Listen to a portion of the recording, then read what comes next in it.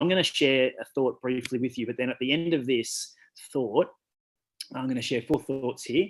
I want you to tell me which one of these things you're going to focus on this week and how you might apply one of those particular keys to the context in which you are in, whether you're a team member or a team leader or a location leader or whatever, or even in family. I'm like, oh, that's right, I'm going to do that in my family.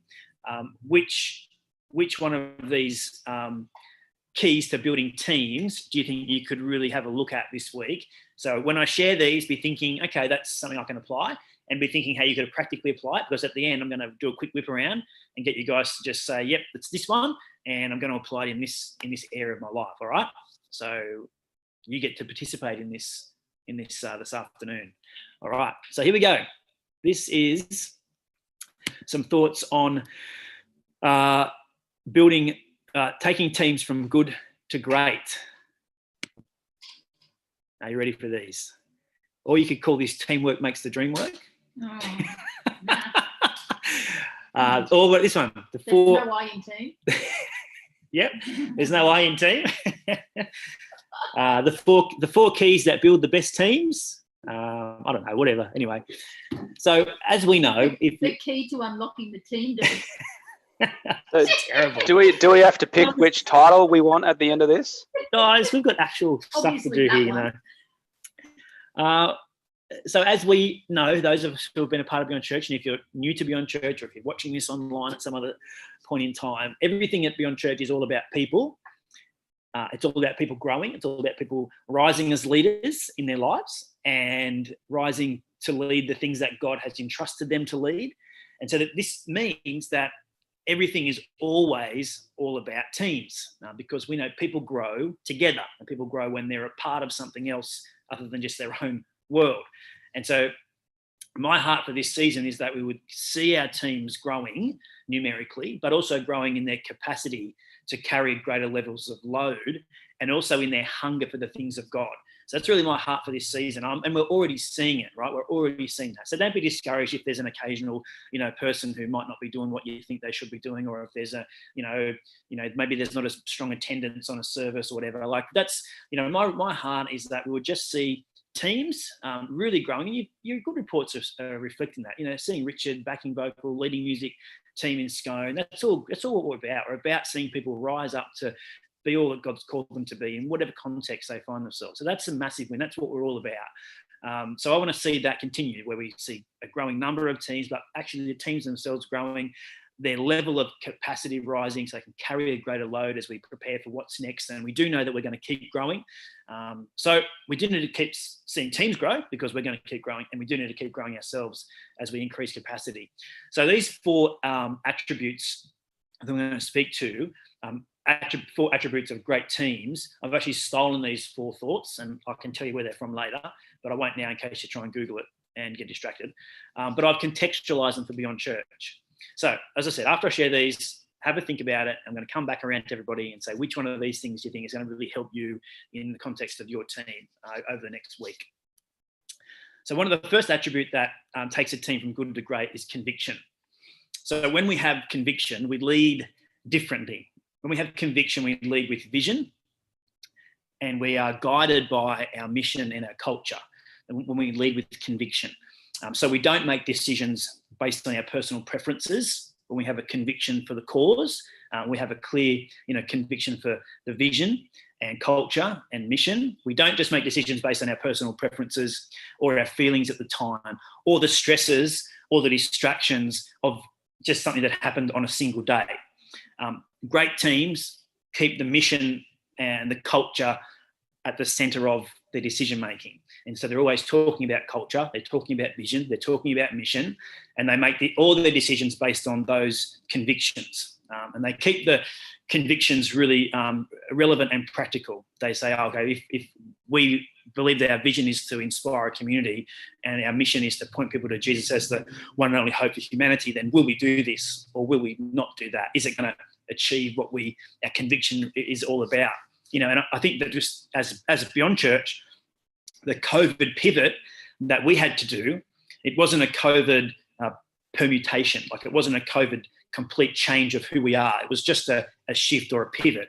So despite an entire, global pandemic bearing down on us as a church, that didn't change the vision. It didn't change our mission, and it certainly didn't change our culture, because we have a conviction that that's actually how we lead and what we lead with.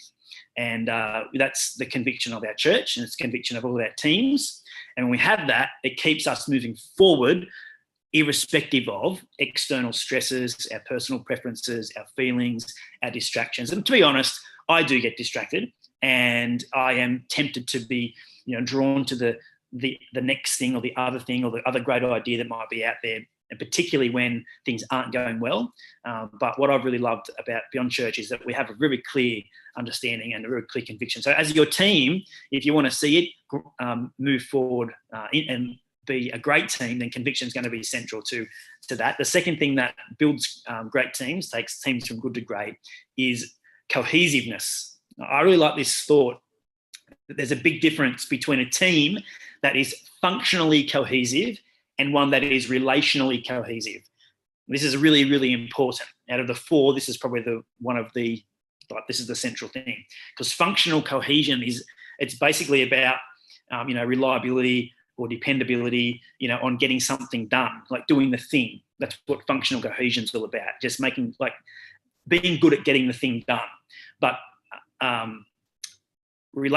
functional cohesion, if that's all we have, it won't create a great team. Like, it'll get the job done, but it won't actually create a great team. A great team is not just functionally cohesive, but relationally cohesive, which means that we're personally and emotionally connected to each other. And we're actually personally and emotionally invested into the outcome. That's what cohesiveness is all about. So there's a relational and emotional connection that helps us to move forward together. So in that environment, the members of the team, they're more vulnerable with each other.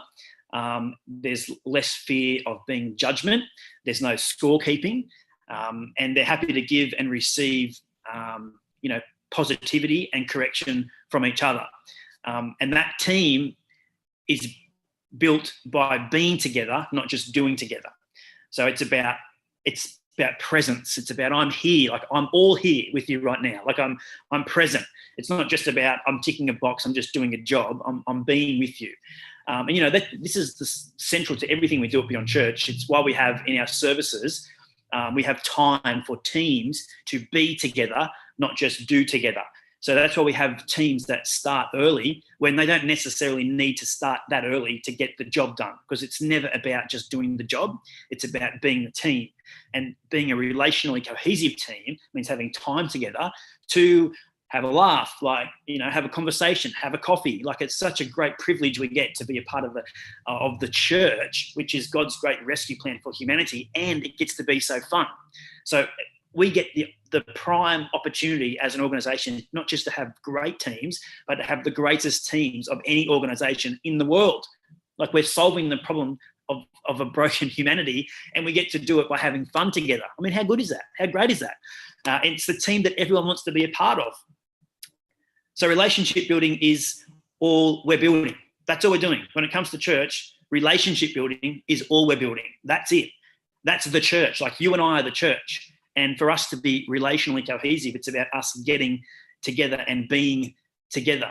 And our connections with each other are central to that. So maybe this week, this is a thought for you to think about in every meeting you have, or whether it's a one-on-one appointment or a pre-service meeting or whatever that you've got to go to, whatever, team you've got to be in or lead. Maybe in that appointment or in that meeting, you could spend a little more time just being and a little less time doing.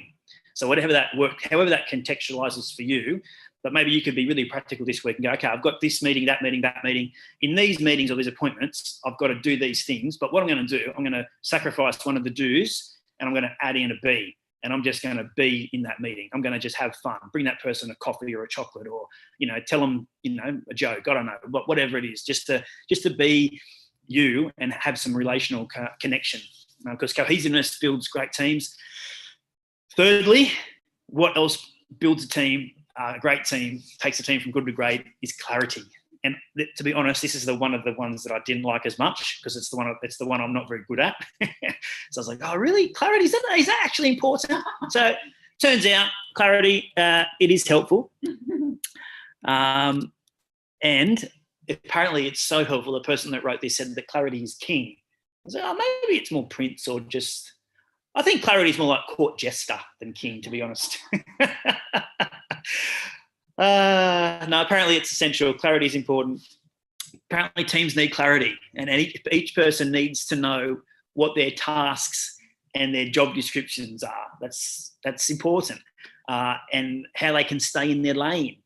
And they're more effective and efficient if they have those things. Did you know that? We avoid problems of neglecting the thing that's uniquely our responsibility, and we also don't end up in someone else's lane, because when you get into someone else's lane, you start doing their thing, you're not really doing them a favor, you're just annoying them. I was like, oh, I thought I was being helpful. No, you're just getting in the way. Like, that's not what you're supposed to do. Your thing's over there, you do that thing. That's clearly what you're expected to do on this team, and they're supposed to do that thing. That's what they've been asked to do. So stop mixing up all the stuff together. That's not how things are supposed to work. So teams need clarity. So, what is it in your world that you think you could clarify and make a little clearer for people? We had a location leaders meeting yesterday with all our location leaders, Josh and Emma, our Beyond Church online location leaders. I was just really excited for them, proud of them, because they were asking really great clarifying questions about, the roles in which they play and how they need to find their own lane and their own identity in terms of, it was a very practical thing about doing some follow-ups and who they're supposed to be calling and how they're supposed to onboard their team and whose responsibility is it to make the connection and have the meeting and all that sort of stuff, which, I just thought that stuff just happened. But, what they want to do, they want to do really well. They want to be a great player in the part and play their part in as a great team member. And they need clarity to do that. And so they're working that out. And I think wherever you are this week, in whatever context, is there an area where you could bring some clarity or ask for it? And that's the other thing too, like in a great team, you've got to be okay with asking for clarity and asking for direction. If you're not sure, don't live ambiguously. Be clear. Ask the question, am I meant to be doing this? Is this where I'm supposed to be? Is this how this is supposed to get done? And a great team, we're okay with that. We're okay with bringing clarity because that builds great teams. So fourthly, and finally, before I come back to you and ask you the question, the fourth thing we need is, I'll go back through them again. First one, conviction. Is that an area this week where you can begin to bring some conviction into your team? Cohesiveness, is that an area where you can bring some cohesiveness to your team or be more cohesive if you're a team member? Clarity, can you be asking for that or bringing that to your team this week? Finally, candor. I'll start with C. Maybe I should have written this. Candor. When a team has those three things, conviction, when they've got cohesiveness, when they've got clarity, it makes the team a safe place to have honest and frank conversations. And we talked a little bit about this morning in our executive team meeting. A great team gives and receives feedback, both positive and negative, and we're okay with that. And we benefit when someone says, hey, I think we have a problem here. We all benefit from that. And we've all got to be okay with that. We've got to be okay with being brave enough to ask the question and say, look, I don't think this is working and this is why. And then we've got to be okay and brave enough to be able to hear the response. Well, actually, I disagree. I think it does work like that. And this is my reasons why. And work towards, a common outcome that serves the greater purpose. The reason that we're here serves the vision, serves the mission of, who we are, where we're going. You don't want the mission to be sidelined because no one steps up. You don't want the vision to go wanting because no one's got the guts to actually say what needs to be said because they're afraid of disrupting things. And one of the thoughts I loved when I was reading this and preparing this was that candor, it helps a team disrupt in a positive direction. So positive disruption. And it is so important that we've got to be okay with that we've got to be not just clear, but be willing to address something and disagree in a really positive and healthy way and call things to account. Ask the question, positive disruption. So maybe in your meeting or your appointment or your team this week, you might need to be the person that has been seeing something that's not really on track with who we are as a church. And you need to say, hey, hang on a minute. I'm not sure I agree with that, or hang on, can you explain why we're doing it that way? Or you might need to bring a disruption to your team this week and be really clear and say, hey, we've got a problem here, we need to address it. So they're the 4 things. So have a quick think about that. Which one of those things do you think you could bring, or you could, you maybe already bringing that, you probably are in some regard, but, what do you think you could be refining or, adjusting this week when it comes to those 4 things? Conviction, cohesiveness, clarity, candor. So does anybody want to go first before I pick on somebody? Nobody's left yet, which is great. Has anybody left? No, great. All right. Richard, he needs to go soon, doesn't he? He's got to leave. No, he doesn't want to go first. All right, we'll go with Natalie.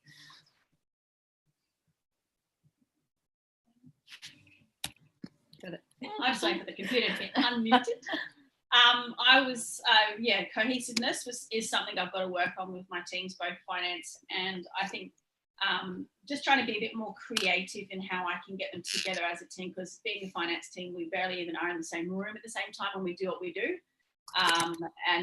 So much of it can be done from other venues. It doesn't have to be done here. And possibly looking at how we can just be, as you're saying, and get that relational thing happening. Even though we don't all talk about the same tasks or anything like that, but it'd be nice for them to feel like they're part of a team. Also, just from my academy staff and leaders, just to be a bit more creative when we do get together. I want to shake up the format for our end of term get together. Yeah, that's a great thought. And look, we're all thinking about that in this season because it is harder to be together, and we do have to think about ways to be. We have to think about creative ways to be, and not just do. For everybody, every team, really. All right, let me have a bit of a closer look. All right, Richie, what do you reckon you're going to focus on this week, mate? My one's got to be coffee, I think. That's great. It'd have to be on your list, did it? Candor. I think if you frame candor within the bounds of conviction, cohesiveness, and clarity, I love the fact, because I'm a free spirit, that you can go, well, why? Why do you do it that way? Because the kingdom of heaven is so vast. It's so big. I think it's really good for us to challenge the boxes and go, there's the reason that we do this, and you bring some clarity. And like, okay, thank you. That makes sense. I like that. Right. Yeah. Very good. Yeah, very good. Yeah. So mine is clarity. As you were going through those, I was thinking, no, I think we do pretty well at that. But when you got to clarity, I was like, no, because I do like things to be clear, but sometimes because I'm anxious about time, you think, we'll just leave that. We'll just keep making that up as it goes along. But I was thinking someone on our team who does do a great job at bringing clarity to roles is Michelle. So Michelle has often been the one who says, okay, so when is that going to happen? And when is that going to happen? And when is this going to happen? And let's write a list for that. So I was just thinking, well, what I could do is I could encourage Michelle to bring her candor, and then to say, what areas need more clarity here? What areas do we need more procedures for or lists for? And combine those two, get better at that. Yeah, brilliant. Very good. Any other volunteers? Yeah, go for it, Kate. Yeah, I think the relational cohesion factor. So, just for me personally, connecting with my team leaders and life group leaders really intentionally, and building on relationship with those people. Priority. Yeah, that is so good. I think that is going to be a common theme, for us at the moment. But I think it'll be beyond this too. I think what this has revealed, like the isolation for us over the last few months, has revealed how important it is to actually be in meaningful relationship for the sake of the relationship itself, not even for the sake of getting the thing done. It's like that old school, like really bad, really poorly done evangelism or it's this kind of disguised friendship for the sake of some other agenda. We don't actually want to be your friend, and we don't actually want to build this team so that we can get something done. And if there's any of that in the agenda, it's it just has a funny taste, doesn't it? It has a funny feel and vibe about it, and people are very astute and they'll pick that up. But it really genuinely has to be like, I actually just want to be here with you because I like you, and I want to build a relationship with you, and that's where it ends. That's all this is about. We really can't have this other thing that's sort of sitting there waiting. So as soon as we get you to be a great friend of ours, it's like, oh great, by the way, there's these 18 things I'd love you to do with me. It really doesn't, it doesn't really cut the mustard. So I think we can all be a whole lot better at that. The good thing is, though, the great thing about being in part of church life, and like I said before, we are part of the greatest team that will ever be. And so we love to do the things that we do. And so we get the best of both worlds. We get to have great friends and great relationships, and we get to build something together that we actually enjoy building and we enjoy doing. So no, that's great, Kate. Any other volunteers? Who could I pick on? What are you going to be working on, Sam, over the next week? I think for me, especially with my hospitality team, is around clarity, and like I've got a lot of new people on my team, and so just helping them to know what the hospitality team does and how we do it and why we exist and all that kind of stuff. So it's what I need to get around this week, because there's a lot of new ones, and I think I've got some more new ones after Beyond Basics last week, which is a good problem to have. Yeah, it is, absolutely. And this is it's a good problem to have, but also there's no better opportunity than to really be clear about not just the role, which we've talked about, and it's important that people know their lane, but also again that it's not about the do, it's about the be. And so those people that are brand new to team, for them to know that team is about their lives growing into all that God's called them to be. That's the reason we're here, making the soup and serving the food and all that sort of stuff. So that's fantastic. All right, Rach, did you want to add something? I was going to say that, like, for me personally, I've probably worked on clarity for a fair while, because my personality type is a bit like what Beck was mentioning, where I like to just keep the options open and, things to be a bit fluid, and I'm always enamored of what could be. So clarity is something that I've had to really build strong disciplines, particularly in the meetings that I lead or the teams that I lead, to, do those practices like creating actions and deadlines and following through and those kinds of things. But then that leads me to, if you go too far down that track, then that's where you start to lose the relational thing, and it starts becoming all about the task. And so you really, obviously you have to focus on different things at different times, but I think that's why you need all four, because if you go completely just clarity, then you forget about people and relationships and just being, and you try, I guess the problem for me in the last little while is, I've been managing stress by just going at 100 miles an hour and just going into overwork mode. And so it's the slowing down, and building relationships helps you to do that, taking the time, just being those kinds of things. Very good. That's great, team. Well, we've only got a few minutes left, so I won't go to everybody, but unless someone else just really wants to add something they can, you can just jump in now if you want to do that. Andrew Murray? Conviction, I think, would be a good one. And just getting the why behind the thing. Actually, I really agree with Beck on the clarity thing as well. But I think to mix things up, because we have been through such a really rough season, that, it's kind of just like, well, why don't we all just do online church? That's what people are doing anyway. And it's like, well, actually, there is a reason that we do things the way we do, and it's because, we value people, and we value building relationships, and we value seeing the kingdom of God move forward. And we value seeing people say yes to Jesus and, and taking their next step. And so I think for me, I really want to try and communicate that conviction of just about how valuable the things we do are, and not just, it's a job. It's actually, it's a calling. It's seeing people get set free from a whole heap of things and moving forward with the kingdom of God and seeing that reality come to bear on this earth. So, for me, I think conviction. Yeah, yeah, great. I think it's no accident that that's where that thought starts. Number one is conviction, and everything really flows from there. We do really need to know why we're here doing what we're doing. That's great. All right. Well, we're out of time, but I just want to thank you for your contribution. Amazing people. And I'm going to be, well, what am I going to be working on this week? I didn't say one, did I? Well, I could just, say clarity. But I think I find candor easy. I love just being candid.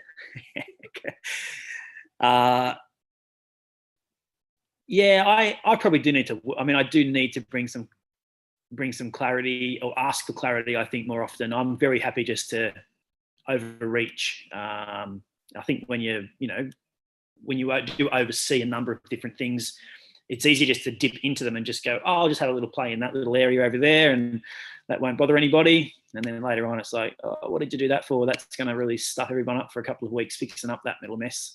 So I'm going to, I'd love to go down to that playground down there and just start having a little bit of a play down there and pick some colours and bag the wall up. And anyway, I might take some photos. So clarity, making sure that I'm asking the right questions and keeping out of stuff I don't